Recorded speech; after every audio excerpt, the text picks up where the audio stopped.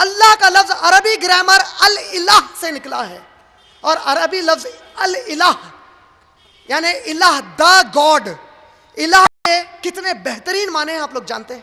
اللہ کے معنی ہیں، اللہ کے نام کے معنی ہیں۔ کیسے مسلمان ہیں ہم لوگ کہ ہم اپنے ناموں کے معنی جاننے کی کبھی کوشش کر لیتے ہیں؟ کبھی جس پروردگار کو پکارتے ہیں کہ تو ہمارا رب ہے اللہ، کبھی سوچا کہ اس اللہ کے نام کے معنی کیا ہے؟ اللہ کا لفظ جو الہ سے نکلا ہے، الہ کے جو معنی ہیں اس میں سے سب سے پہلا معنی ہے المالوہ۔ المالوہ کہتے ہیں کوئی ایسی ذات مبارک جس کی عبادت اس کی تمام مخلوق بے حد شدت کی محبت کے ساتھ کرتی ہے، وہ ہے المالوہ جس سے اللہ کا نام نکلا ہے۔ الہ کے معنوں میں وہ معنی ہے کہ وہ ذات مبارک جو کسی کی آنکھوں کو دکھائی نہیں دیتی لیکن کوئی اس کی نظر سے غائب نہیں ہے۔ الہ کے معنی، اللہ کے معنوں میں وہ معنی ہے کہ ایسی ذات مبارک، آپ دیکھے ہوں گے کہ جب کوئی معصوم بچہ یا بچی بچک جاتے ہیں تو اپنے ماں کو لپک جاتے ہیں۔ کس نے سکھایا تھا کہ ماں سے لپکو؟ کس نے اس 1 سال 6 مہینے 8 مہینے 1.5 سال کی بچی کو سکھایا کہ تیری ماں ہے یا تیرا باپ ہے؟ کس نے سکھایا تھا؟ وہ فطری طور پر لپک جاتی ہے اپنے ماں کو اور اطمینان کرتی ہے کہ میں مطمئن ہوں یہاں پہ۔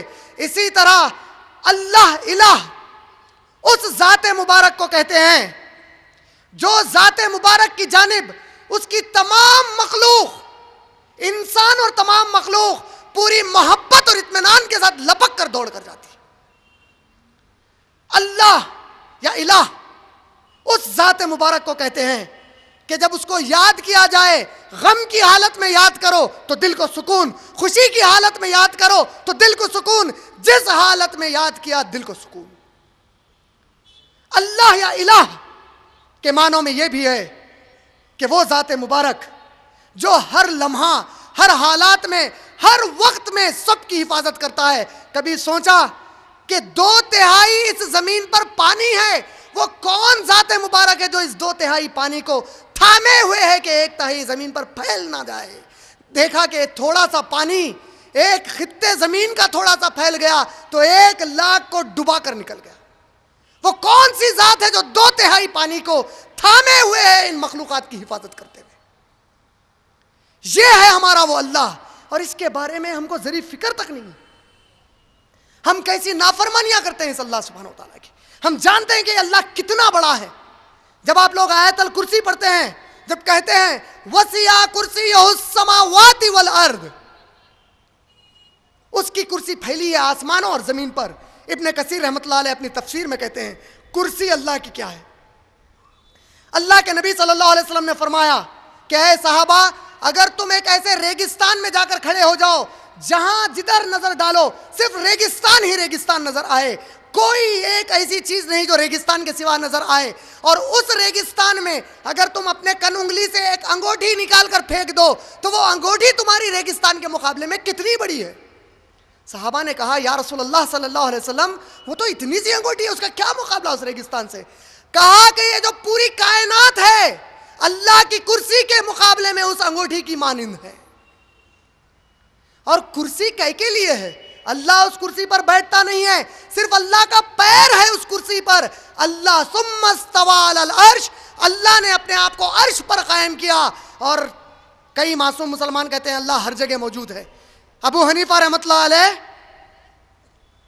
اپنے فتووں میں کہتے ہیں جو مسلمان یہ عقیدہ رکھے کہ اللہ ہر جگہ ہے وہ کافر ہے۔ اللہ ہر جگہ نہیں ہو سکتا۔ سورہ خوف سورہ نمبر 50 آیت نمبر 16، تفسیر ابن کثیر فتح الباری کا حوالہ دیتے ہوئے ابن کثیر رحمۃ اللہ علیہ فرماتے ہیں جب اللہ نے کہا میں تمہاری شہرت سے قریب ہوں، اس سے مراد اللہ نہیں ہے، اللہ کے فرشتے ہیں جو تمہاری شارگوں سے قریب ہے۔ اللہ ہر جگہ نہیں ہو سکتا۔ اللہ نے کہا سورہ حدید سورہ نمبر 57 آیت نمبر 4 میں ثم استوى علی العرش، اللہ نے اپنے آپ کو عرش پر قائم کیا۔ وہ اللہ سبحانہ وتعالیٰ آپ کا اور میرا محافظ ہے، وہ اللہ سبحانہ وتعالیٰ آپ کا اور میرا رب ہے۔ الحمدللہ رب العالمین، تمام عالموں کے رب کی تعریف ہے۔ اور جب آپ عالمین کہتے ہیں، کبھی سوچا کہ کتنا بڑا معنی ہے عالمین میں؟ عالم عموماً ہم جو کہتے ہیں سائنس کی زبان میں ایک کائنات کو کہتے ہیں. سورج، چاند، یہ ستارے، یہ 9 پلانٹ، 9 سیارے، ان سب کو ہم ایک عالم کہتے ہیں. آپ جانتے ہیں ہماری کائنات کتنی بڑی ہے؟ ہماری کائنات میں یہ جو سورج، یہ چاند، ہمارے ستارے اور یہ زمین اور ایسے 9 سیارے ہیں، آپ جانتے ہیں کتنی بڑی ہے؟ جس کو ملکی وے کہتے ہیں سائنسدان.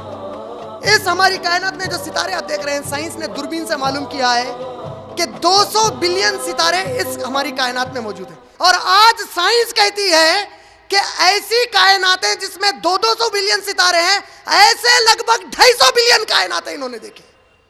یہ پوری کائناتیں اس کرسی کے مقابلے میں اس انگوٹھی کی مانند ہے. وہ اللہ کے ہم ماننے والے ہیں. یہ ایک چھوٹی سی تصویر ہے ہماری اپنی کائنات کی، یہ جو انہوں نے ٹیلیسکوپ سے لی ہے. یہ پورے ستارے 200 بلین ستارے، اس میں ہماری زمین، سورج، سب کچھ آ گیا. یہ ایک حصہ ہے، یہ باقی کی کائنات ابھی پھیلی ہوئی. اور آپ جانتے ہیں 2 کائناتیں، ایک کائنات سورج، 200 بلین ستارے، چاند، یہ سب کو لے کر ایک کائنات. ایسے جتنے کائناتیں یہ ایک دوسرے سے دور تیرتے ہوئے چلے پھیل رہے ہیں. یہ اتنی بڑی جگہ ہے اور اتنی پوری جگہ اس کرسی کے مقابلے میں ایک انگوٹھی کی مانند ہے. کتنی تیز آپ جانتے ہیں؟ یہ جو سورج ہماری ہے، پوری زمین کو، ہم سب کو لے کر ایک طرف جو تیرتا ہوا جا رہا ہے، ہم کو احساس تک نہیں ہے ہم کیا رفتار میں سفر کر رہے ہیں کائنات میں. سائنس کہتی ہے فی الوقت 7,20,000 کلومیٹر فی گھنٹے کی رفتار سے یہ پوری کائنات سفر کر رہی ہے اس وقت. اور یہ سب میں نے کیوں بتایا جانتے ہیں؟ جب آپ کہتے ہیں الحمدللہ رب العالمین، جب یہ عالمین کہا تو ایک عالم نہیں، عالمین کہا. ایسی پوری کائناتیں، سائنس کہتی ہے ایسے 200 بلین ستارے جو الگ الگ کائنات کے ہیں. کائناتیں ایک دوسرے کے اندر سے باہر نکل جاتی ہیں، لیکن کوئی ٹریفک کنٹرول کرنے والا سوائے اللہ کے نہیں ہے. اگر ایک ٹکر کوئی کائنات دوسری سے ٹکرا جائے تو کیا حال ہوگا؟ سوچا کون ہے جو ان سب کو پال رہا ہے، اس نظام کو؟ الحمدللہ ایک اللہ سبحانہ و تعالیٰ پال رہا ہے. ہم اس اللہ کے ماننے والے ہیں، ہم اس اللہ کی عبادت کرنے والے ہیں. الحمدللہ رب العالمین. اور جب پال رہا ہے یہ اللہ، تو آپ نے دیکھا ہوگا کہ جب ہم بچپن میں اپنے ماں باپ سے کچھ مانگتے ہیں تو بچوں کی بعض چیزوں کو ماں باپ چڑ میں آ کر دیتے ہیں، جا بھائی لے میرے پاس، تنگ مت کر مجھے. کبھی کبھار یہ کیفیت ماں باپ کی ہوتی ہے. اور دنیا میں ماں باپ سے زیادہ مخلص طور پر اپنی اولاد کو کوئی نہیں پال سکتا.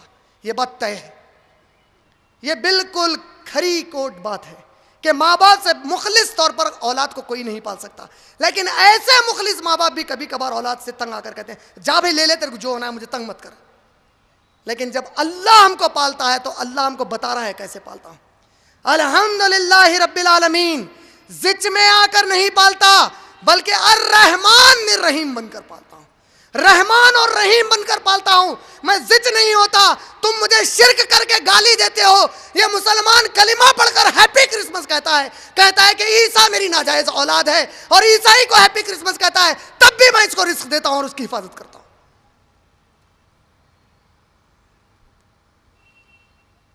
الرحمن الرحیم. اور یہ جو رحمان کا لفظ ہے یہ بڑے گہرے معنوں والا ہے. آپ نے سنا ہوگا کہ جب بچہ اپنے ماں کے پیٹ میں رہتا ہے تو کہتے ہیں کہ ماں کے رحم میں بچہ 9 مہینے کے لیے تھا. اس کو رحم کیوں کہا گیا؟ عربی لفظ رحم سے رحمان اور رحیم نکلا ہے.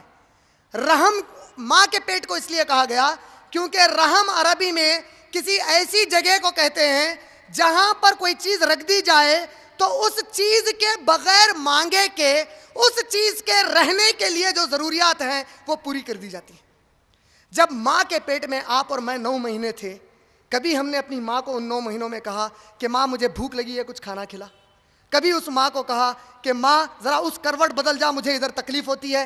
بغیر ہمارے کہے ماں نے 9 مہینے ہماری حفاظت کی. تو ایسے مقام کو رحم کہتے ہیں.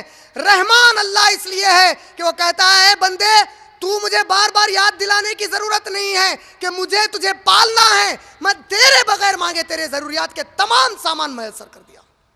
یہ اللہ کی ہم عبادت کرتے ہیں، الرحمن الرحیم.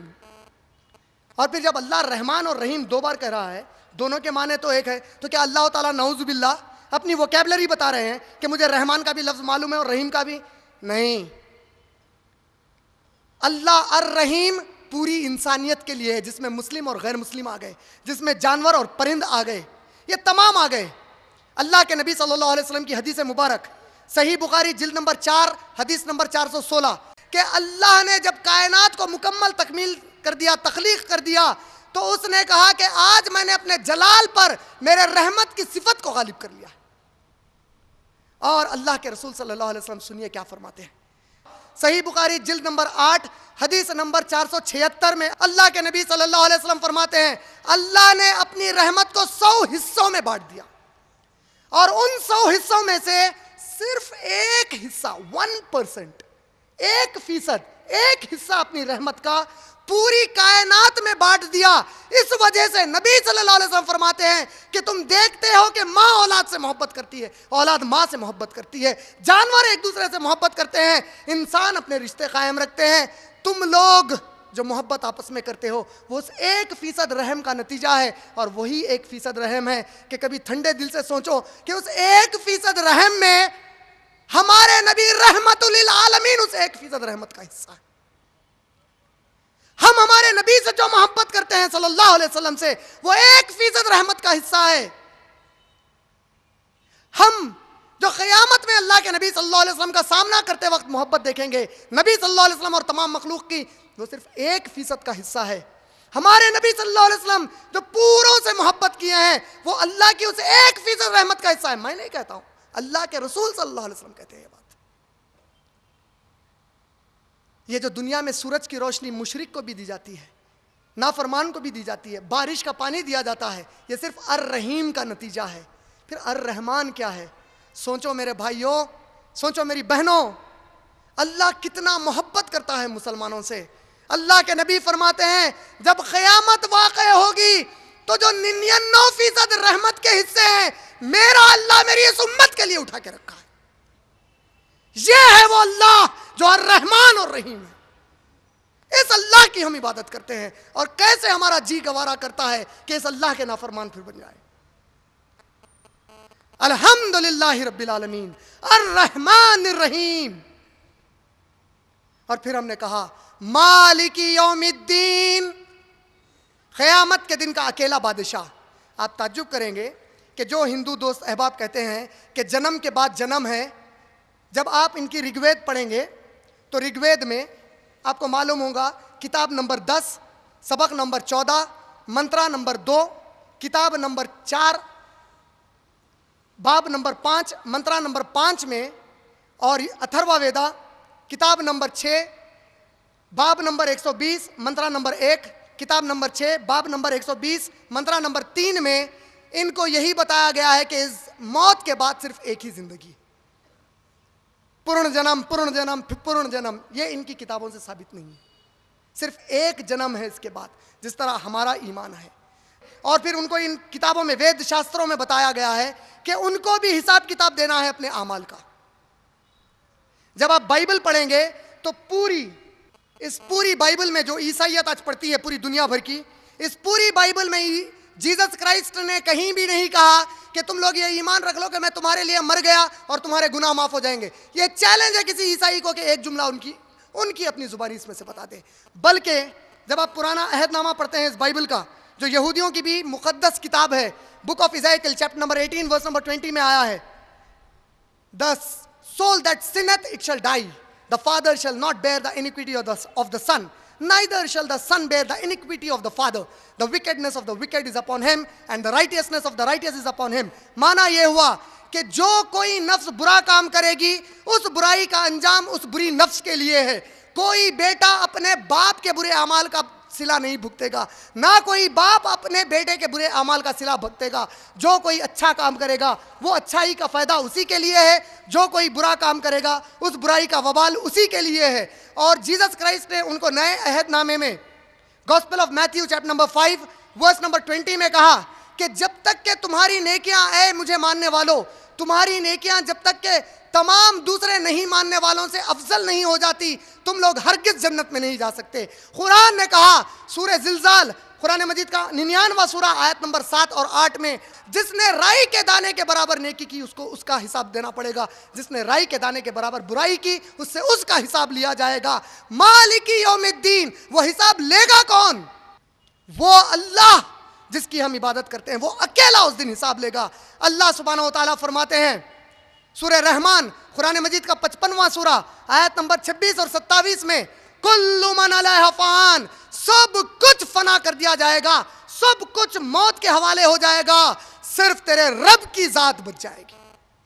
اللہ کے نبی صلی اللہ علیہ وسلم حدیث میں فرماتے ہیں کہ جب قیامت واقع ہوگی اللہ سبحانہ و تعالیٰ آواز لگائیں گے آسمان سے، آج میرے سوائے کون زندہ بچ گیا ہے؟ 4 فرشتے آواز دیں گے، جبرائیل علیہ السلام، میکائیل علیہ السلام، اسرافیل علیہ السلام اور ملک الموت کہیں گے کہ اے اللہ ہم زندہ بچے ہیں۔ اللہ تعالیٰ ملک الموت کو کہیں گے کہ اے ملک الموت ان تینوں کی روحوں کو قبض کرو۔ جبرائیل علیہ السلام کی روح قبض ہوگی، میکائیل علیہ السلام کی روح قبض ہوگی، اسرافیل علیہ السلام کی روح قبض ہوگی، پھر اللہ تعالیٰ آواز دیں گے آج میرے سوائے زندہ کون بچا ہوا ہے؟ ملک الموت کہیں گے کہ اے اللہ آج آپ کے سوا میں بچا ہوا ہوں۔ اللہ کہے گا اے ملک الموت اب خود کو موت دو۔ اور جب ملک الموت خود کو موت دیں گے اس کے بعد اللہ کے نبی صلی اللہ علیہ وسلم فرماتے ہیں کہ موت کو اللہ ہمیشہ کے لیے ختم کر دے گا۔ اور اللہ قرآن میں فرماتا ہے سورہ غافر سورہ نمبر 40 آیت نمبر 16 میں، اللہ قیامت میں آواز دینے والا ہے۔ کیا جانتے ہیں؟ قرآن میں اللہ کہتا ہے کیا آواز دینے والا ہے؟ لمن الملک اليوم، آج کے دن کس کی بادشاہت ہے؟ لمن الملک اليوم، آج کے دن کس کی بادشاہت ہے؟ لمن الملک اليوم، آج کے دن کس کی بادشاہت ہے؟ جب اللہ کو تسلی ہو جائے گی کہ کسی کی آواز اب نہیں آ رہی ہے، اللہ خود جواب دے کر فرمائے گا سورہ غافر سورہ نمبر 40 آیت نمبر 16، للہ آج ایک اللہ کا، اس اللہ کے ساتھ تم شرک کر کے ہاتھی کی عبادت کرتے ہو، سانپ کی عبادت کرتے ہو، چوہوں کی عبادت کرتے ہو، جھاڑوں کی عبادت کرتے ہو، ایسے اللہ کے مقابلے میں جب ہم نے یہ سب کچھ جان لیا تب ہم نے کہا جب ہمارا اللہ اتنا عظیم ہے، اتنا اکبر ہے، اتنا رحمان اور رحیم ہے، اور قیامت کے دن کا جب وہ اکیلا بادشاہ ہے، اب ہم نے کہا ایاک نعبد، اے اللہ ہم سوائے تیرے کسی کی عبادت نہیں کرتے، اے اللہ سوائے تیرے کسی کی عبادت نہیں کرتے۔ کیوں جانتے ہیں؟ کیونکہ کوئی اللہ کے سوا معبود ہے ہی نہیں جس کی عبادت کی جائے۔ اور غیر مسلم سمجھیں گے ارے یہ تو مسلمانوں کی زبردستی ہے، یہ کہتے ہیں کہ صرف ایک اللہ کی عبادت کرو، صرف اکیلے ایک خدا کی عبادت کرو۔ تو ہم کہتے ہیں بھائی تم جو کتابوں پہ ایمان رکھتے ہو کہ یہ خدا کی کتابیں ہیں، اے ہندو دوست احباب، آپ کی دھارمک کتابیں یہاں موجود ہیں تاکہ کل کے دن کوئی یہ نہ کہے کہ پتہ نہیں انہوں نے کیا کہہ دیا۔ ہندو دوست احباب کو حکم آیا ہے کہ خدا ایک ہے اور مورتیوں کی پوجا نہیں کرنی چاہیے۔ جب آپ رگ وید پڑھیں گے کتاب نمبر 1 باب نمبر 164 ورس نمبر 46، اس میں کہا گیا ہے کہ جو دھارمک سنت ہوتے ہیں وہ ایک خدا کو کئی ناموں سے پکارتے ہیں، اور ہم بھی جانتے ہیں کہ اللہ کے 99 نام ہیں تقریباً جو قرآن میں اللہ نے ذکر کیے ہیں۔ اللہ نے سورہ بنی اسرائیل قرآن مجید کا 17واں سورہ آیت نمبر 110 میں کہا قُلِ ادعُوا اللَّهَ أَوِ ادعُوا الرَّحْمَٰنَ أَيَّمَّا تَدْعُوا فَلَهُ الْأَسْمَاءُ الْحُسْنَىٰ، تم اسے اللہ کہہ کر پکارو یا الرحمن کہہ کر پکارو، جو کوئی سب سے اچھے نام ہے وہ اللہ کے لیے۔ اللہ تو ایک ہے، نام کئی ہو سکتے ہیں۔ رگ وید میں کہا گیا کہ خدا ایک ہے، اس کے نام کئی ہیں۔ جب آپ یہی رگ وید پڑھتے ہیں کتاب نمبر 6 باب نمبر 45 اور ورس نمبر 16، اس میں آتا ہے یا ایکتت مشتوہی، اس کا معنی ہے وہ اکیلا ہے، اس کا ثانی، اس کے جیسا کوئی دوسرا نہیں ہے۔ جب آپ یہی رگ وید پڑھتے ہیں کتاب نمبر 8 باب نمبر 1 ورس نمبر 1، اس میں آتا ہے ما سدن یدوی سنستا سکھایو ما رشنیتا، جس کا معنی ہے کہ اے دوستو اس اکیلے کی تمام تعریفیں بیان کرو اور اس کے سوا کسی کی عبادت نہ کرو۔ جب آپ یجروید پڑھتے ہیں، یجروید بھی میں نے یہاں لایا ہے، تو اس کے سبق نمبر 32 اور اس کے ورس نمبر 3 میں کہا گیا نہ تسیہ پرتیما آستی، اس خدا کی کوئی شکل و صورت نہیں ہوتی۔ تو جب آپ شکل اور صورت بنا کر عبادت کر رہے ہیں، ہم کہہ رہے ہیں کہ یہ خدا نہیں ہے کیونکہ آپ کی کتاب کہہ رہی ہے۔ یہی یجروید سبق نمبر 40 اس کا ورس نمبر 8 کہتا ہے शुधामा पोआप विधम, वो एक खुदा ऐसा है जिसकी कोई शक्ल नहीं होती। वही यजुर्वेद बाब नंबर 40 श्लोका नंबर 9 में आया है, अंधात्म पविशंति असंभूति मुपास्ते, जिसका माना है कि जो कोई कुदरती चीजों की पूजा पाठ करते हैं, जैसे झाड़, पहाड़, सूरज, चांद, सितारे, हाथी, चूहे, ये लोग अंधेरे में, कुरान नहीं कह रहा है, मैं नहीं कह रहा हूं, आपकी धार्मिक किताब कह रही है।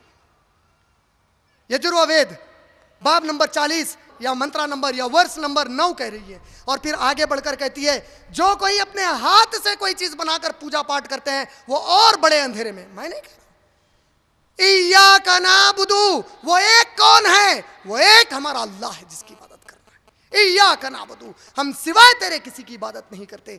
जब आप इनकी उपनिषद पढ़ते हैं, ये है छंदोग्य उपनिषद और ये है श्वेता श्वेतारा उपनिषद। जब आप ये छंदोग्य उपनिषद पढ़ेंगे, बुक नंबर 6 बाब नंबर 2 वर्ष नंबर 1 में आया है, एकमेव द्वितीयम, जिसका माना है वो एक है और दूसरा खुदा कोई नहीं है। जब आप ये श्वेता श्वेतारा उपनिषद पढ़ते हैं तो इसके बाब नंबर 3 और मंत्रा नंबर या वर्ष नंबर 2 में आया है कि वो अकेला रुद्रा है, यानी कि वो अकेला क़यामत के दिन फैसले सुनाने वाला है। रुद्रा संस्कृत लफ्ज है जिसके माने हैं बुराई को खत्म करने वाला और गुनाहगारों को सजा देने वाला।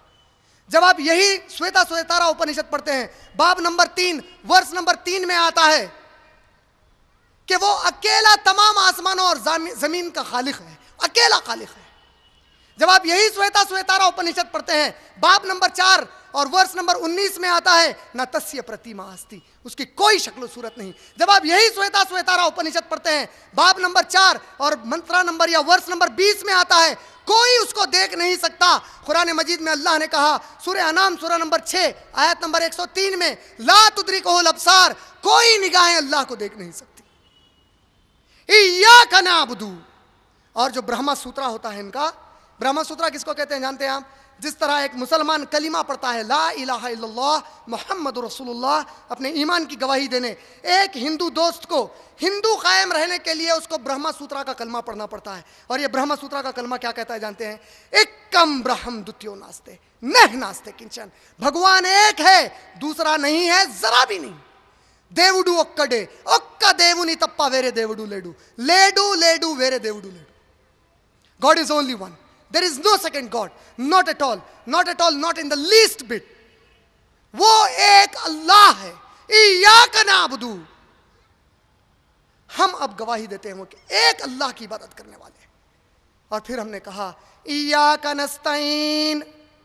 लेकिन इसके पहले आपको ये भी बताता चलो, ये जो बाइबल है, आप ईसाई को चैलेंज कर सकते हैं कि इस बाइबल से कोई एक वर्स ईसा अलैहिस्सलाम, जिसको ये लोग जीसस क्राइस्ट कहते हैं, उनके अल्फाज में एक ऐसी सेंटेंस बताए जिसमें जीसस क्राइस्ट ने कहा कि मैं खुदा हूं और मेरी इबादत करो। ये चैलेंज है जिंदगी भर का।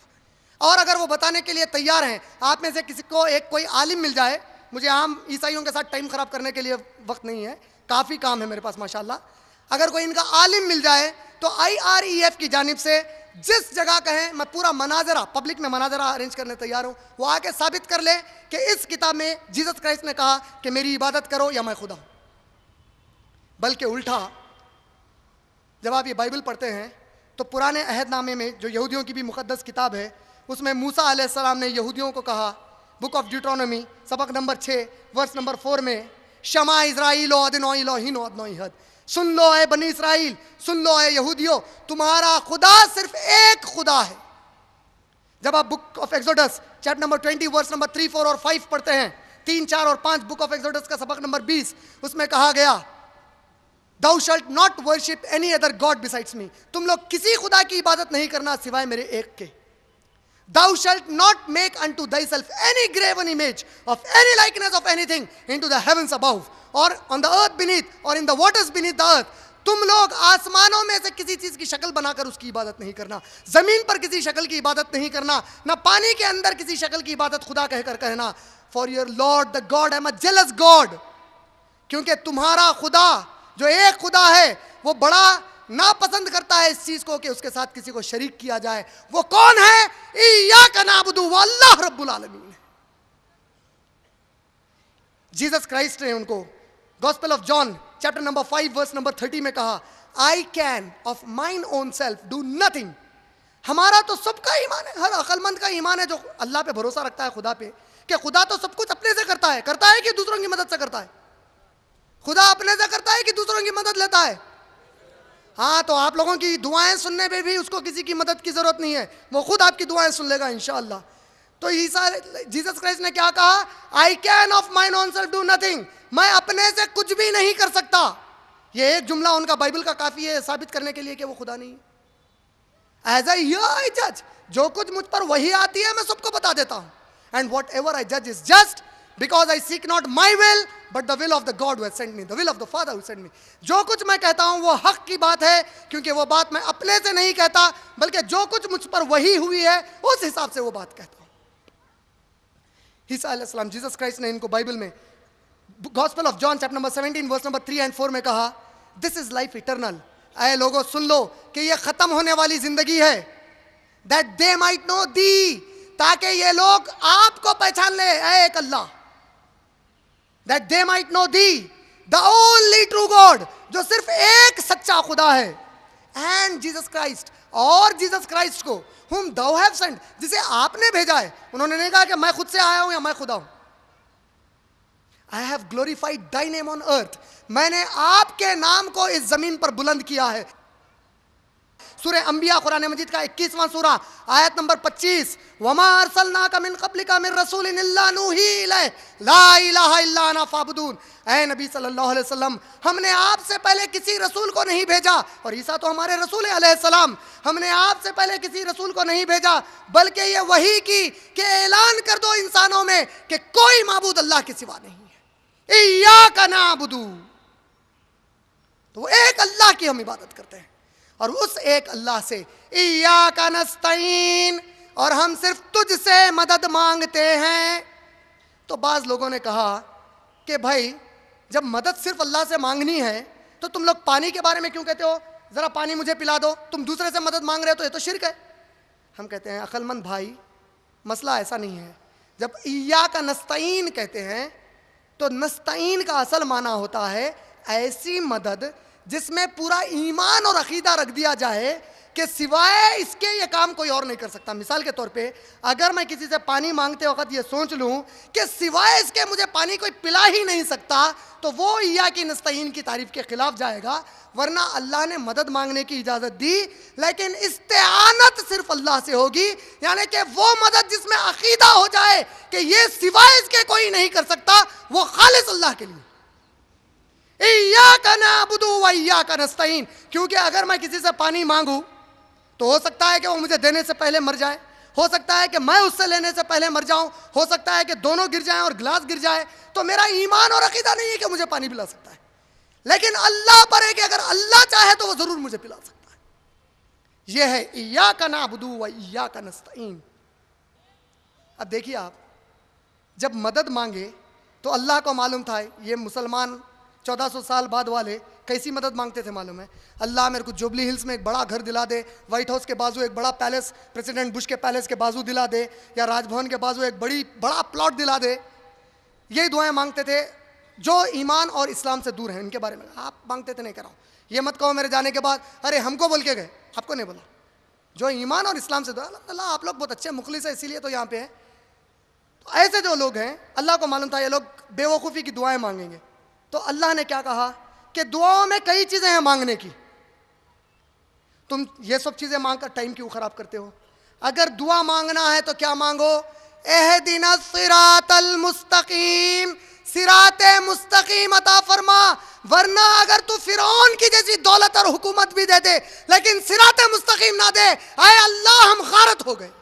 ہم کو صراط مستقیم دے دے, چاہے ایک گھر ایسا دے جو ہمارے رسول صلی اللہ علیہ وسلم کا گھر تھا کہ سر پھیلاتے تو ایک دیوار کو لگتا, پیر پھیلاتے تو دوسری. ایسا چھوٹا گھر دے دے لیکن صراط مستقیم ضرور دے. وہ فرعون کی دولت نہیں چاہیے, وہ ہارون کی دولت نہیں چاہیے, یہ کائنات نہیں چاہیے, لیکن صراط مستقیم میرے نبی کا راستہ چاہیے صلی اللہ علیہ وسلم. اہدنا الصراط المستقیم. اور اللہ کے نبی صلی اللہ علیہ وسلم مسند احمد میں صراط مستقیم کے بارے میں تفسیر کرتے ہیں. نبی صلی اللہ علیہ وسلم تفسیر کر رہے ہیں. قرآن کی تفسیر صاحب قرآن سے بہتر کائنات میں بھلا کون کر سکتا ہے؟ اللہ کے رسول صلی اللہ علیہ وسلم تفسیر کرتے ہیں کہ اللہ تعالیٰ اہدنا الصراط المستقیم کی تفسیر فرما رہا ہے. اللہ تعالیٰ فرماتا ہے کہ یہ جو اہدنا الصراط المستقیم ہے یہ ایک سیدھا راستہ ہے. جب بندہ پیدا ہوتا ہے تو میں اس راستے کے ایک کونے پر اس کو چھوڑتا ہوں, اور وہ جو اس کا راستہ ہے اس راستے کی دونوں جانب دیواریں اٹھی ہوئی ہیں, اور ان دیواروں میں دروازے پڑے ہوئے ہیں, اور دروازوں پر پردے لٹکے ہوئے ہیں. کون کہہ رہا ہے؟ کوئی کہانی نہیں سنا رہا ہوں, اللہ تفسیر کر رہا ہے صراط مستقیم کی. جو آپ سورہ فاتحہ میں کہتے ہیں نا اہدنا الصراط المستقیم, اس صراط مستقیم کی اللہ رب العالمین تفسیر کر رہے ہیں کہ جب بندہ پیدا ہوتا ہے تو ایک سیدھا راستہ ہے جس کے ایک کونے پر بندے کو چھوڑتا ہوں, اور وہ جو سیدھا راستہ ہے اس کی دونوں جانب دیواریں اٹھی ہوئی ہیں, اور ان دیواروں کے اندر دروازے لگے ہیں جن دروازوں پر پردہ پڑا ہے, دروازے کھلے ہوئے ہیں. بندے کو میرے ایک اوپر سے آواز دینے والا آواز دیتا ہے, اور اس کونے سے ایک آواز دینے والا آواز دیتا ہے, اور کہتا ہے کہ اے بندے اس راستے سے سیدھا میری جانب آ جا. اگر ادھر چھوڑے گئے ہیں تو ادھر سے آواز آتی ہے اے بندے اس راستے سے سیدھا میری جانب آ جا, ان دروازوں میں نہ جھانک. یہ دروازے وہ تمام چیزیں ہیں جو اللہ کی نافرمانیاں ہیں, اگر ان میں سے کہیں جھانکے گا تو اسی کے ذریعے سے باہر ہو جائے گا اور صراط مستقیم سے تو ہٹ جائے گا. ادھر سیدھے میرے پاس آ جا. اور اوپر سے آواز دینے والا کہتا ہے کہ اے بندے اس راستے پر سیدھا چلے جا, ان دروازوں میں سے نہ جھانک. اگر ادھر ادھر جھانکے گا تو وہ گمراہی کے راستے ہیں, نکل جائے گا, اس طرف چلے جا. اللہ تعالیٰ پھر فرماتے ہیں وہ جو اوپر سے میرے بندے کو آواز آ رہی تھی اس کے اندر کی اسلام کی فطرت ہے جو میں نے اس کے ساتھ پیدا کی.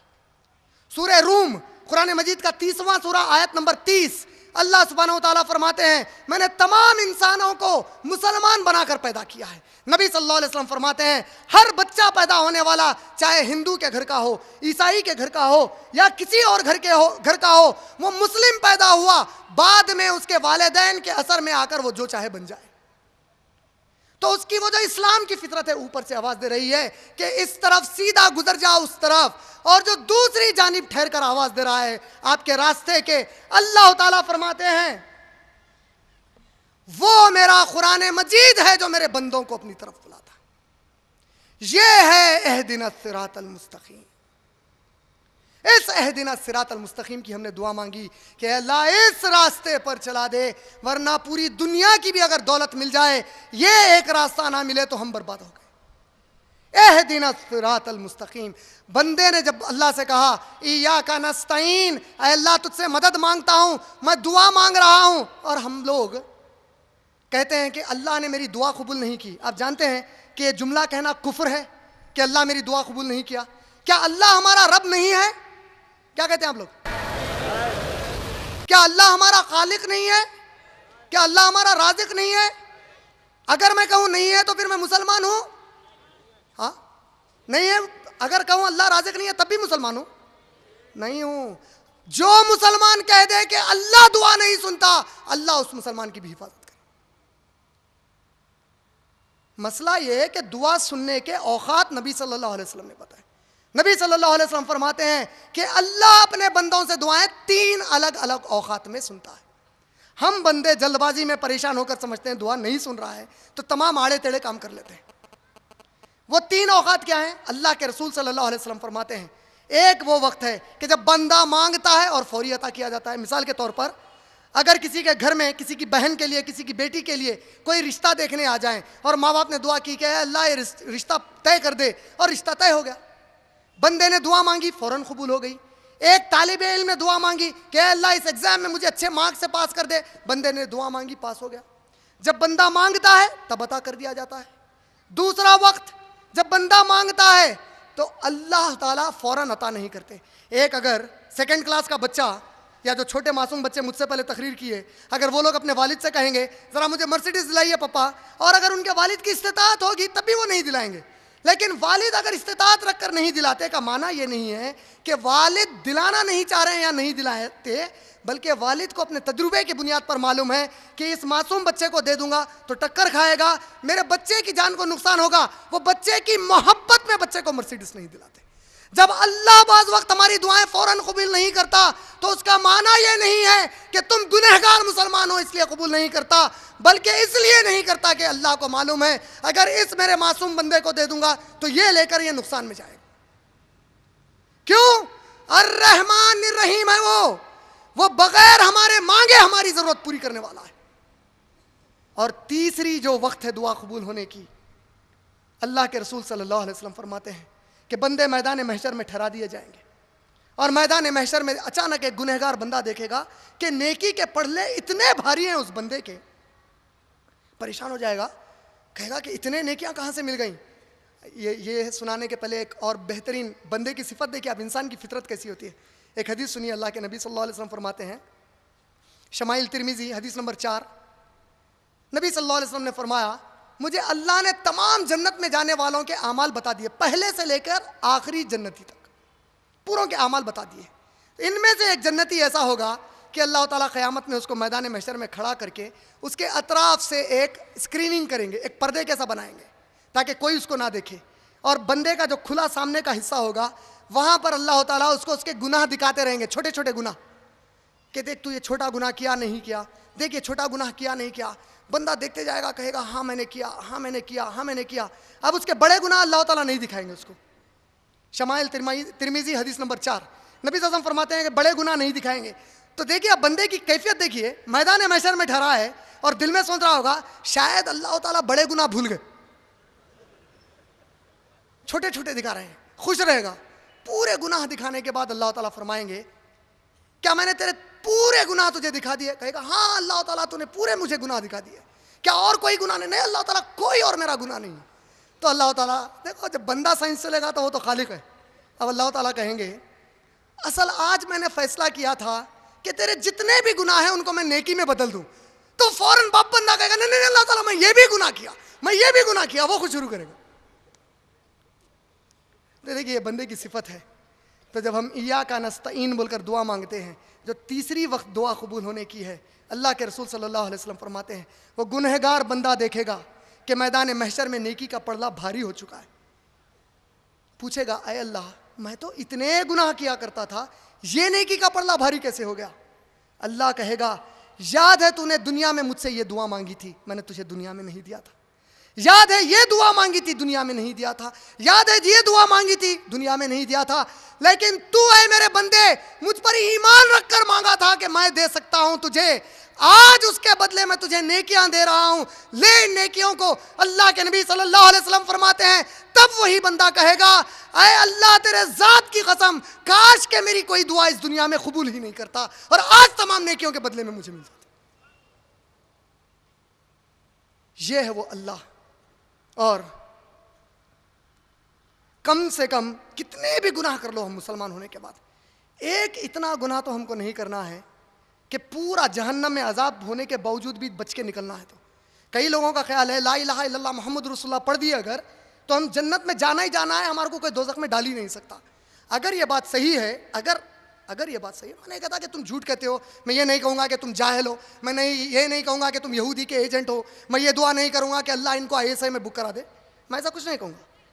میں صرف یہ کہہ رہا ہوں اگر تم اس بات میں اپنی سچی ہو کہ لا الہ الا اللہ محمد رسول اللہ کہتے ہی جنت میں چلے جاؤ گے، تو اس صحیح بخاری کا حدیث کا کیا کرو گے؟ صحیح بخاری کی حدیث جلد نمبر 1 حدیث نمبر 770 حوالہ دے رہا ہوں، جلد نمبر 1 یہیں موجود ہے، چاہے تو ابھی بھی دیکھ سکتے ہو، جلد نمبر 1 حدیث نمبر 770۔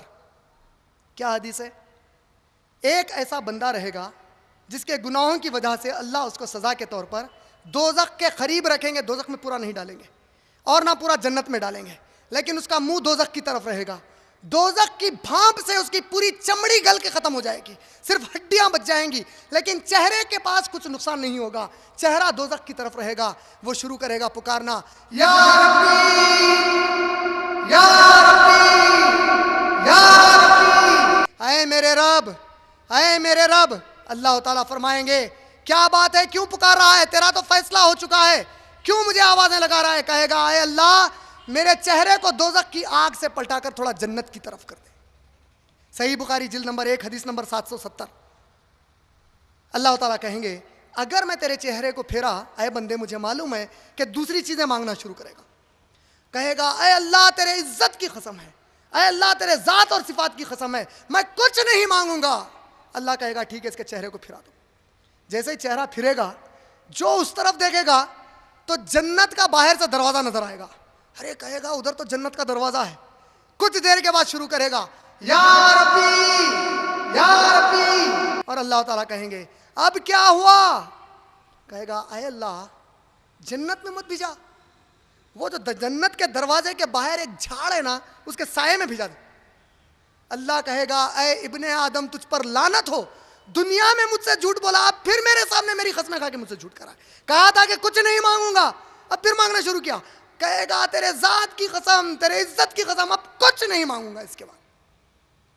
تو اللہ تعالیٰ کہیں گے ٹھیک ہے، اس کو جھاڑ کے سائے میں لے کے جاؤ۔ جیسا ہی جھاڑ کے سائے میں جا کے کچھ دیر بیٹھے گا، جنت کا دروازہ اب مکمل نظر آئے گا۔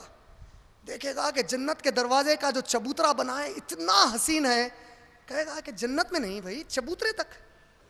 شروع کرے گا یا ربی یا ربی یا ربی۔ اللہ تعالیٰ فرمائیں گے اب کیا ہوا؟ کہے گا اے اللہ جنت ابھی بھی نہیں مانگ رہا ہوں، وہ جو دروازے کا چبوترا ہے وہاں تک مجھے پہنچا دے۔ اللہ تعالیٰ کہیں گے اے ابن آدم تجھ پر لعنت ہو، پھر جھوٹ بولا۔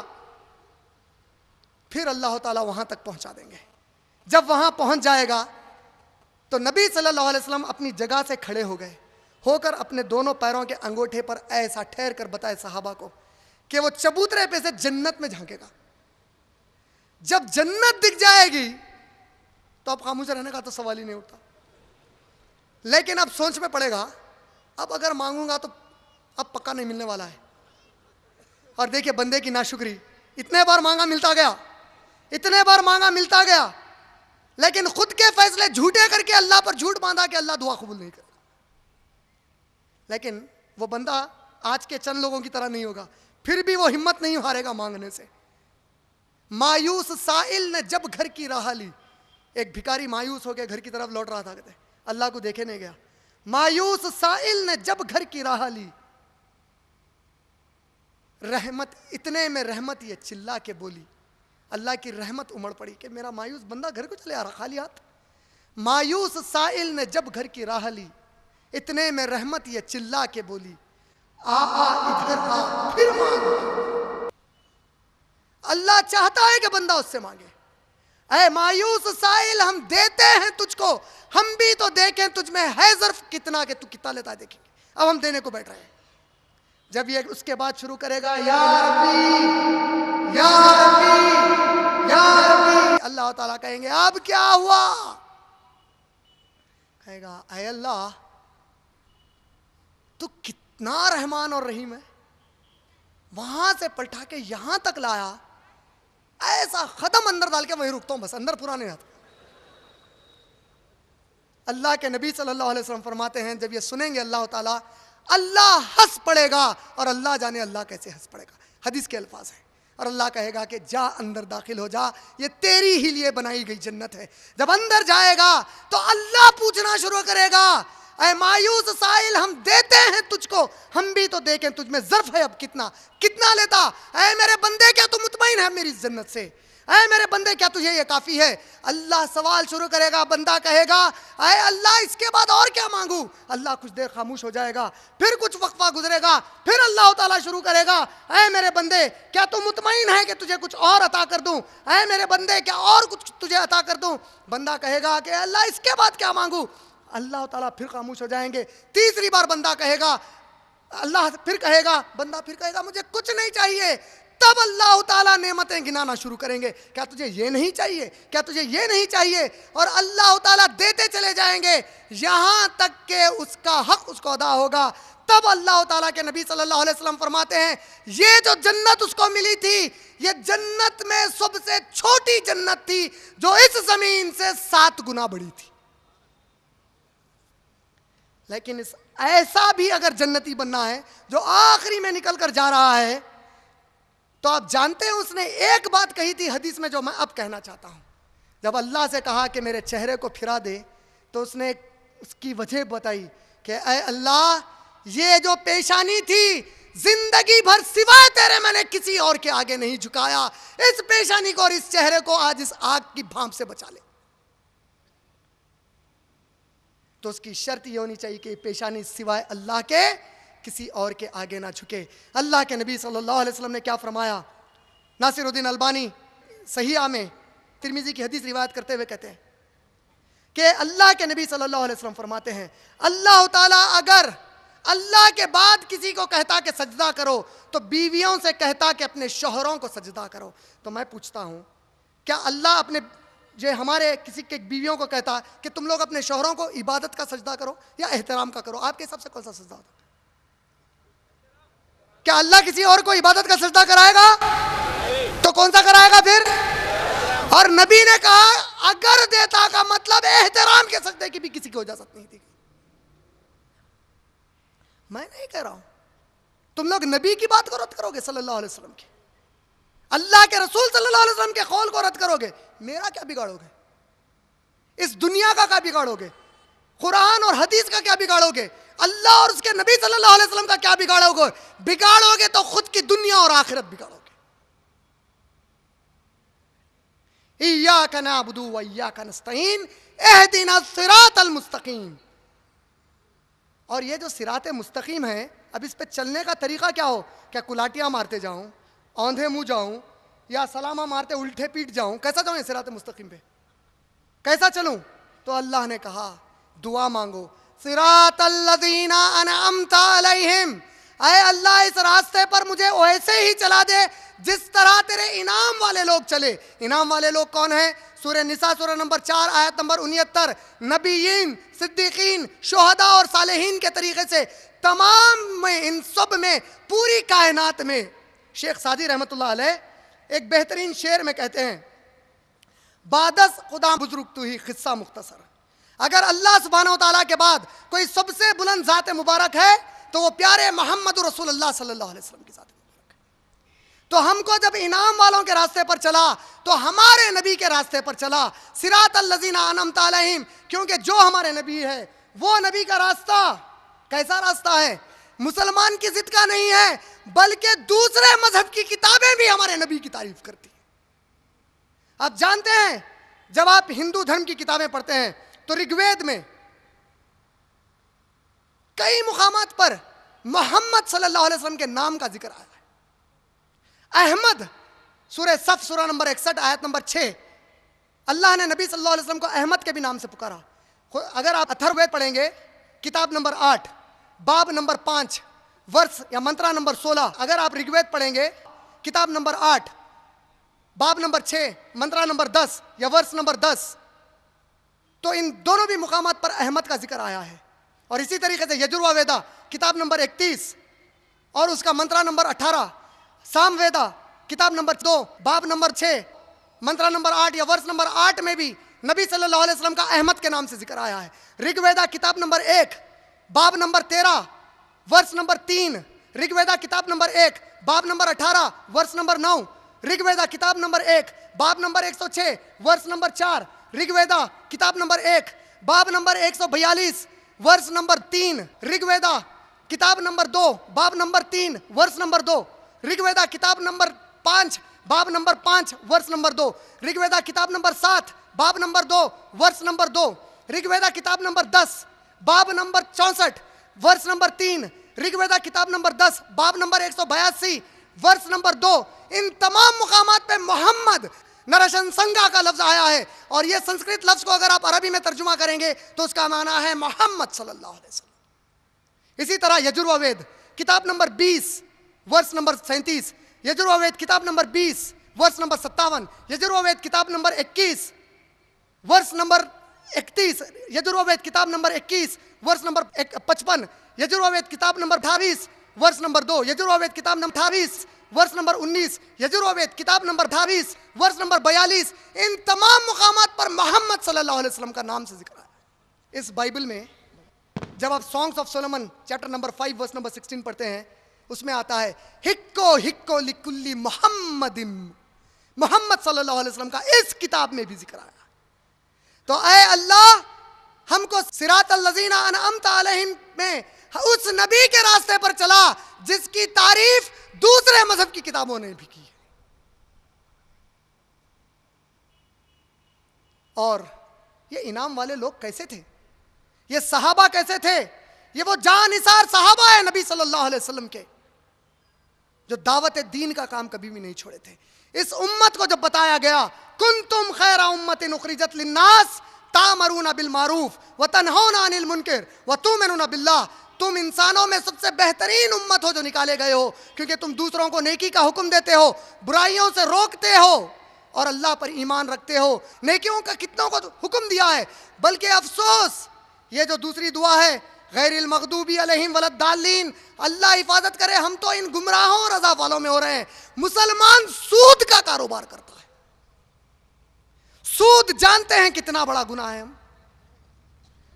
اللہ کے نبی صلی اللہ علیہ وسلم فرماتے ہیں، ابن ماجہ کی روایت جلد نمبر 3 حدیث نمبر 2274، سود کے معاملے میں رہنے والوں کو 70 درجات میں گناہ دیے جائیں گے.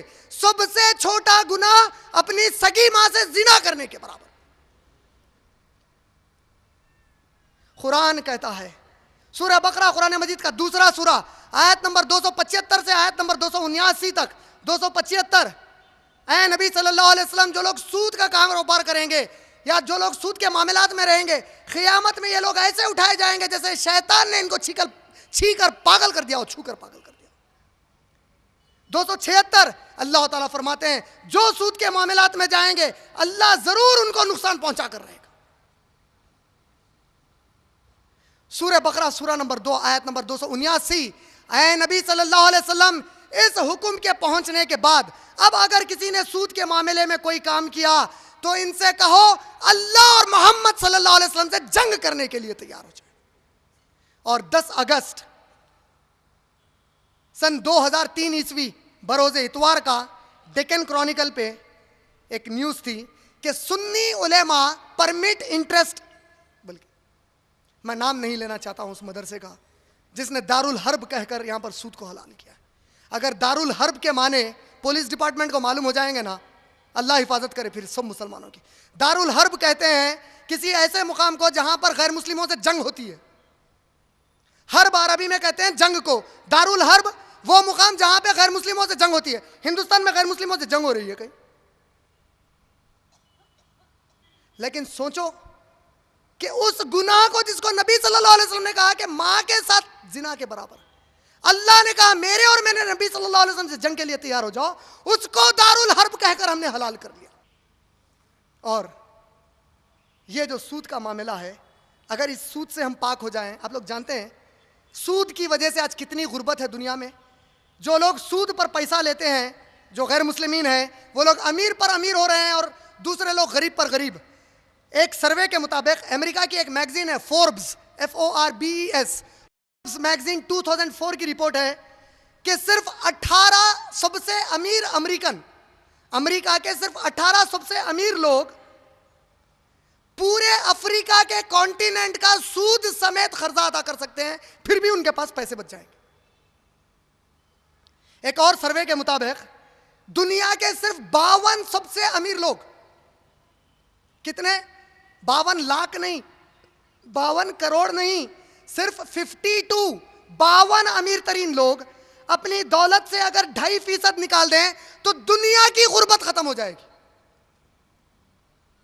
ہمارا یہ جو ملک ہے ہندوستان، 2003-2004 کی منسٹری آف فائنانس، انڈیا کی گورنمنٹ آف انڈیا کی منسٹری آف فائنانس کی جو رپورٹ ہے اس کے مطابق ہندوستان $1,652 بلین قرضہ ہے، $1,232 بلین سود کے طور پہ دے رہا ہے انڈیا.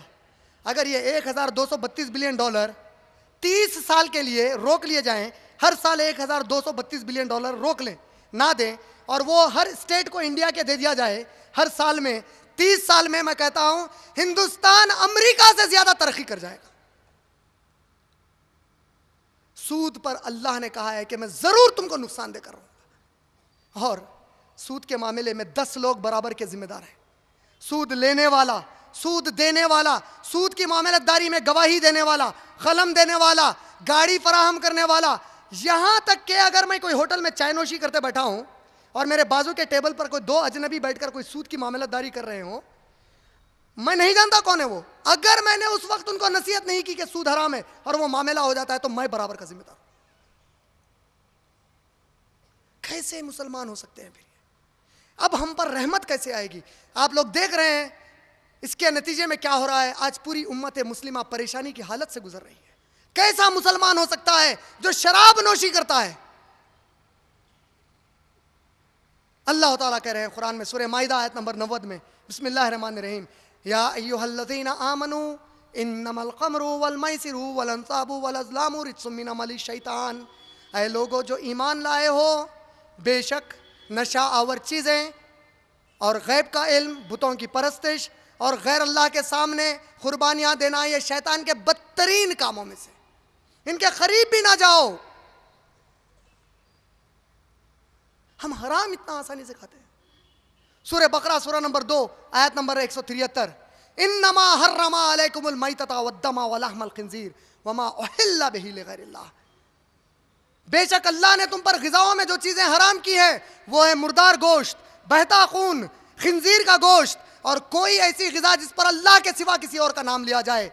اور یہ اللہ کا سوا, اللہ کے معنی ہم لوگ صحیح نہیں سمجھے. اللہ کے سوا کا مطلب کئی لوگ سمجھتے ہیں بھائی میں بسم اللہ بول کے کچھ اور نام لے لیا تو کیا جاتا. اگر میں کہوں کہ میرے والد کا نام مظفر حسین صدیقی ہے اور میں جملہ کہوں کہ سوائے مظفر حسین صدیقی کے میرا اور کوئی بھی والد نہیں ہے, تو اس کا معنی یہ ہوتا ہے کہ مظفر حسین صدیقی کو شامل کر کے بھی کوئی اور دوسرا باپ نہیں ہے میرا, ان کو ہٹا بھی دیے تو پھر کوئی اور دوسرا باپ نہیں, صرف انہوں ہی ہے, ان کے ساتھ ملا بھی نہیں سکتے کس کو بھی. لیکن ہم کتنا حرام کھاتے ہیں اپنے تہے دل سے جھانک کر دیکھ, کتنا ہم کو حلال اور حرام کی آج تمیز رہ گئی ہے. آج شراب میں ملوث ہے ہم لوگ, آج جوے میں ملوث ہے. کتنا جوا کھیلے جا رہا ہے. کبھی سوچا کہ ہم نے اپنے گھروں میں جو بیویوں کو رکھا ہے, جو شادیاں کر کے آئے ہیں, ان بیویوں کا کتنا حق مارتے ہیں جوے میں باہر پیسہ حرام میں اڑا کر. اگر تم وہی پیسہ اپنے گھر پہ اہل و عیال پر خرچ کرتے تو ان کی دعائیں تم کو ابھی تک کہیں کا کہیں پہنچا دیتی. یہ مسلمان ہیں صراط الذین انعمت علیہم. ہم جہاد اتنے عظیم چیز کو بدنام کر چکے ہیں, اتنی عظیم چیز کو بدنام کر چکے ہیں. آج جہاد اتنی عظیم چیز ہے قرآن مجید کی جس کا آج میڈیا دھجیاں اڑا رہا ہے. ہم میں سے, آپ میں سے کتنوں نے اپنے کاروبار میں سے وقت نکالا کہ اسلام کی اس عزت کو بچایا جائے, اس غلط فہمی کو دور کیا جائے, یہ بتایا جائے کہ جہاد کا دہشت گردی سے کوئی تعلق نہیں.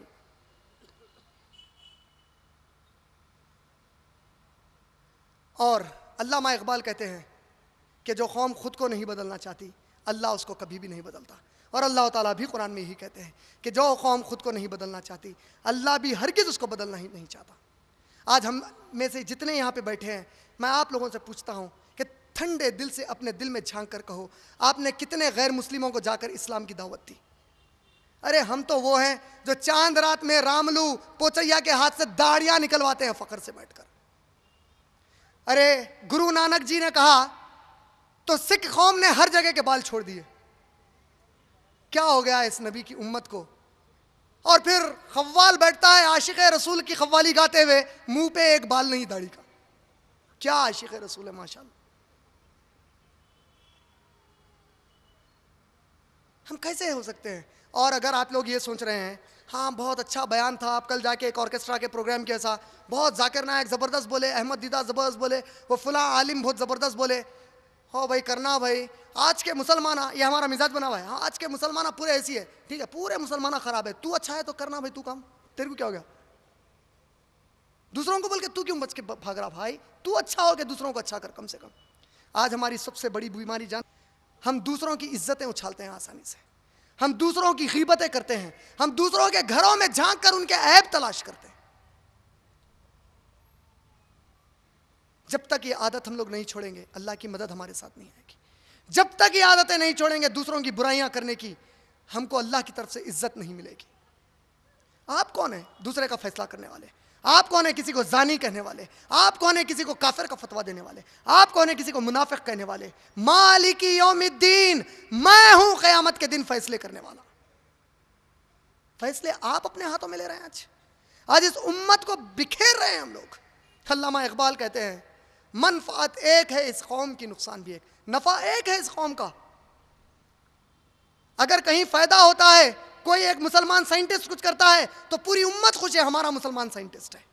اور اگر کہیں کوئی ایک مسلمان بھی گولی کھا کر مر جاتا ہے تو پوری امت تڑپتی ہے کہ ایک ہمارا مسلمان کم ہو گیا. کسی نے مرنے والے کے بارے میں نہیں پوچھا کہ وہ اہل حدیث تھا یا تبلیغی جماعت تھا یا جماعت اسلامی تھا. سب نے درد کا احساس کیا. منفعت ایک ہے اس قوم کی, نقصان بھی ایک. ایک سب کا نبی, سب نے محمد رسول اللہ کا کلمہ پڑھا. ایک سب کا نبی, دین بھی, ایمان بھی ایک. سب کہتے ہیں اسلام ہمارا دین ہے, سب کہتے ہیں ایمان اللہ اور رسول صلی اللہ علیہ وسلم پر ہے. منفعت ایک ہے اس قوم کی, نقصان بھی ایک. ایک سب کا نبی, دین بھی, ایمان بھی ایک. حرم پاک بھی, قرآن بھی, اللہ بھی ایک. حرم پاک بھی وہی ہے جہاں حج کو جاتے ہیں, ایک ہی ہے. دو کعبۃ اللہ کسی نے نہیں بنائے. حرم پاک بھی, قرآن کسی بھی مسلمان کے گھر میں دیکھ لو یہی قرآن موجود ہے. حرم پاک بھی, قرآن بھی, اللہ بھی ایک. کسی نے نہیں کہا کہ جماعت اسلامی کا اللہ الگ ہے, تبلیغی جماعت کا الگ ہے, بریلوی کا الگ, دیوبندی کا الگ. ہم سب کا اللہ ایک ہے. حرم پاک بھی, قرآن بھی, اللہ بھی ایک. منفعت ایک ہے اس قوم کی, نقصان بھی ایک. ایک سب کا نبی, دین بھی, ایمان بھی ایک. حرم پاک بھی, قرآن بھی, اللہ بھی ایک. کیا بڑی بات تھی جو ہوتے سب مسلمان بھی ایک. فرقہ بندی ہے کہیں تو کہیں پر ذاتیں ہیں. کیا زمانے میں پنپنے کی یہی باتیں ہیں؟ ہم کب متحد ہوں گے؟ جس قرآن کو ہم ڈنکے کی چوٹ پر کہہ رہے ہیں قرآن متحد کرے گا, دوسرا کہہ رہا ہے تم پہلے تو متحد ہو. اسی لیے جب کبھی اب سورہ فاتحہ پڑھیں گے, یہ تمام باتوں کو ذہن میں رکھتے ہوئے کہ ہم کو نبی اور صحابہ جیسا مسلمان بننا ہے انشاءاللہ. اس کا معنی یہ نہیں ہوا کہ نعوذ باللہ نبی کے برابر ہو جاتے, وہ تو کافر ہے جو یہ سوچے. تصور بھی لایا تو کافر ہے وہ. لیکن اتباع اور اطاعت تو نبی صلی اللہ علیہ وسلم کی ہی کرنا ہے. وہ ہے ہمارے آئیڈیل. آج ہم نے مسلکوں میں بانٹ لیا امت کو. حنفی ہے تو شافعی سے جھگڑا, شافعی ہے تو مالکی سے جھگڑا, مالکی ہے تو حنبلی سے جھگڑا. 4 الگ الگ گروہ بن چکے ہیں. ارے کیا قرآن نے کہا تھا کہ حنفی اور شافعی بن کے جھگڑے میں پڑھو؟ کیا حدیث نے کہا تھا کہ تم لوگ حنبلی اور مالکی بن کے جھگڑے میں پڑھو؟ کیا صحابہ نے کہا حنفی, شافعی, مالکی اور حنبلی بن جاؤ؟ اگر بننا ہی تھا تو کتنا اچھا ہوتا اگر ہم صدیقی بنتے, فاروقی بنتے, عثمانی بنتے یا علوی بنتے. تو 4 خلفاء میں سے کسی کا نام لے لیتے. کیا 4 ائمہ نے کہا کہ تم لوگ حنفی بنو تو شافعی سے جھگڑا کرو, تم یا امام شافعی نے کہا کہ شافعی بن جاؤ تو باقی والوں سے جھگڑا کرو؟ میں کہتا ہوں کہ مجھے قرآن سے ایک آیت بتا دو, مجھے کوئی ایک صحیح حدیث بتا دو, مجھے کسی ایک صحابی کا قول بتا دو, مجھے ان 4 اکابر ائمہ اکرام میں سے کسی ایک کی بات بتا دو کہ ان لوگوں نے کہا کہ تم حنفی, شافعی, حنبلی اور مالکی ہو جاؤ. اللہ کی قسم ہے کل میں وہ ہونے کے لیے تیار ہوں, لیکن اللہ کی قسم ہے قیامت تک آپ لوگ یہ نہیں بتا سکتے. اللہ نے کہا وَمَنْ أَحْسَنُ قَوْلًا مِّمَّنْ دَعَا إِلَى اللَّهِ. تم میں سب سے اچھا اس سے اچھا کون ہو سکتا ہے جو سب کو اللہ کی طرف دعوت دے کر بلائے, اسلام کی طرف بلائے. وَمَنْ أَحْسَنُ قَوْلًا مِّمَّنْ دَعَا إِلَى اللَّهِ وَعَمِلَ صَالِحًا, اور نیک عمل کرے. وَقَالَ إِنَّنِي مِنَ الْمُسْلِمِينَ, اور کہے کہ بے شک میں تو مسلمانوں میں سے ہوں, میں حنفیوں میں سے ہوں نہیں, میں شافعیوں میں سے ہوں نہیں, میں مالکی حنبلیوں میں سے ہوں نہیں, اور امت میں تفرق نہیں, میں مسلمانوں میں سے ہوں. کیونکہ میرے نبی صلی اللہ علیہ وسلم مسلم تھے, میرے صحابہ اکرام مسلم تھے, ہم سب کے نبی, ہم سب کے صحابہ مسلم تھے. کب ہم یہ جھگڑوں کو چھوڑنے والے ہیں؟ میں یہ نہیں کہہ رہا ہوں کہ یہ جماعت صحیح ہے یہ جماعت غلط, میں نہیں جانتا کہ کون صحیح ہے اور کون غلط ہے, لیکن قرآن نے اور نبی صلی اللہ علیہ وسلم نے کہا کہ جو کوئی اللہ کے نبی صلی اللہ علیہ وسلم کے طریقے پر اور صحابہ کے طریقے پر رہے گا انشاءاللہ وہ قیامت میں کامیاب ہو جائے گا. میں اس طرف دعوت دے رہا ہوں آپ کو. میں نہیں کہہ رہا ہوں کہ تبلیغی جماعت میں آ جاؤ, میں نہیں کہہ رہا ہوں کہ IREF کے ممبر بن جاؤ, میں یہ نہیں کہہ رہا ہوں کہ تم لوگ اہل حدیث ہو جاؤ, میں یہ نہیں کہہ رہا ہوں کہ اہل سنت والجماعت ہو جاؤ. میں صرف یہ کہہ رہا ہوں کہ متحد ہونا چاہتے ہو تو قرآن کو نبی اور صحابہ کے طریقے سے پڑھنے والے اور عمل کرنے والے بن جاؤ, انشاءاللہ اللہ متحد کر دے گا. اور یہی سورہ فاتحہ کا پیغام ہے. میں اپنی بات کو ختم کرنے کے پہلے ایک مشہور علامہ اقبال کا شعر پڑھنا چاہتا ہوں تاکہ آپ لوگ اب آج کے بعد کم سے کم اپنی زندگیوں کا یہ مقصد بنا لیں. علامہ اقبال کہتے ہیں میری زندگی کا مقصد, یعنی کہ مسلمان کی, میری زندگی کا مقصد تیرے دین کی سرفرازی, میں اسی لیے مسلمان, میں اسی لیے نمازی. وآخر دعوانا ان الحمدللہ. جزاک اللہ خیر. یہ تھے عمران بھائی, صدر IREF Islamic research and educational foundation. اس پروگرام کو اختتام کرنے سے پہلے میں اللہ کا شکر ادا کرتا ہوں کہ اس نے اس پروگرام کو کامیاب بنایا، اور ساتھ ہی ساتھ میں مہمان عالم مولانا ارشد بشیر مدنی، مہمان خصوصی اور تمام مرد و خواتین اور اس جلسے کے مقرر جناب عمران بھائی اور سامعین اکرام کا منتظمین کی جانب سے شکریہ ادا کرتا ہوں، اور اللہ سے دعا کرتا ہوں کہ ہمیں صرف سامعین نہیں بلکہ عاملین یعنی عمل کرنے والوں میں سے بنائے۔ اسی کے ساتھ ہم اس پروگرام کو اختتام کرتے ہیں۔ ربنا تقبل منا انک انت السمیع العلیم وتب علینا انک انت التواب الرحیم، وآخر دعوانا ان الحمد للہ رب العالمین۔ السلام علیکم ورحمۃ اللہ وبرکاتہ۔